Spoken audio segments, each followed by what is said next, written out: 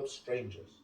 Every area of the immigration system, work, family and study, will be tightened up so we have more control.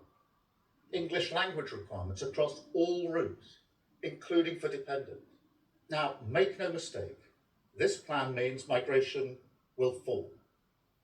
That's a promise. So perhaps the biggest shift in this white paper is that we will finally honour what take back control meant. Because of the link between growth and high-skilled migrants coming here, I asked, haven't you shot yourself in the foot by insisting that those who want to be citizens now have to live here twice as long as those who want to be American citizens? The theory that higher migration numbers necessarily leads to higher growth has been tested in the last 4 years. So we've had the highest net migration when the last government lost control to nearly 1 million and stagnant growth. In relation to high talent, where we want the very best into the country, we will have routes to get that talent into this country.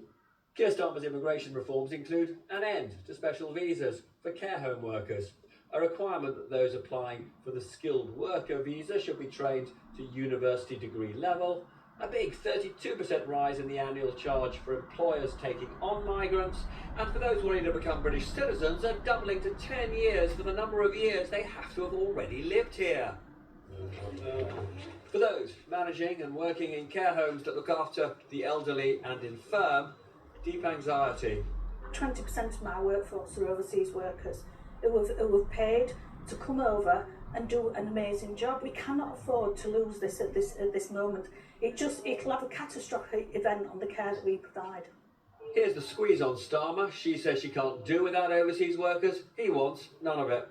The Labour Party haven't cared about immigration for decades and decades and decades, but they're in a blind panic because they realise this is now above the National Health Service as an issue of concern to British voters. I think Labour are taking us for fools, quite frankly. I think they are taking us for fools. This is nowhere near the scale of the change that we need to see. In Doncaster, they're not convinced by the PM's immigration changes. Well, I heard it, but I don't believe it. I can't believe it worked that nonsense anymore, I'm sorry.